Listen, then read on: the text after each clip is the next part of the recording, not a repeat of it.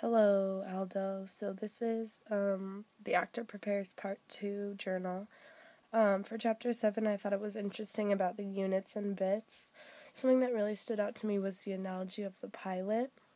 The question was, how does he remember all the turns and things on the coastline? And he responded by saying, I don't think about those things, I stick to the channel. I felt like that really helped me understand what this chapter was getting at. There are landmarks in acting, but your goal is to get to those, and along the way there's bits and units of information that must be portrayed. It's also important to remember, Stanislavski said, the creative flow. You don't want to, make it seem like there's fragments in the play. You want the bits and the units and the landmarks to come together to create a flowing piece. In Chapter 8, Stanislavski talks about faith and the sense of truth. This one was hard for me to understand, but I think he was trying to say that there are events in life which are actual, and then there are imaginative events.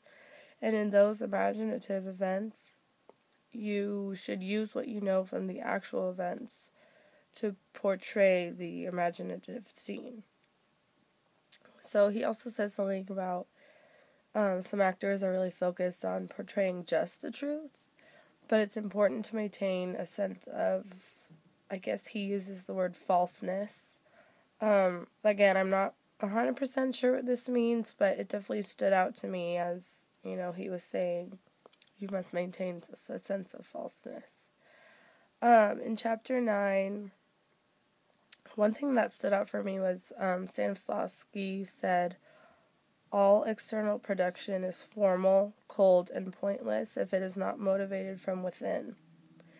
I think that means that at each practice or performance, it's important to act with emotion instead of just copying what you already know from previous rehearsal or previous performances. You obviously have to memorize your lines and practice a lot, but the message is not going to come across to the audience if you're not acting from within and with true emotion.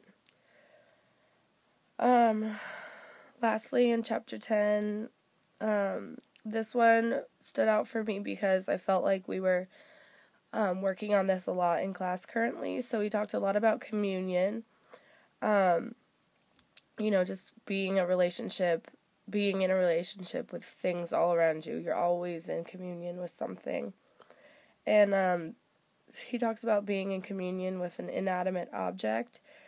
And I think we, practice that in our open scenes because you don't always necessarily have the props you wanted. Like, for example, I had to pretend like there was a hamburger in front of me. And, with some people, you can imagine the hamburger there because they're in a true relationship with it. But other people, still have to work on really having a relationship with that inanimate object.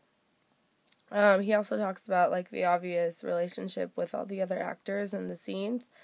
And, I think, this is the perfect example of the Haw clap.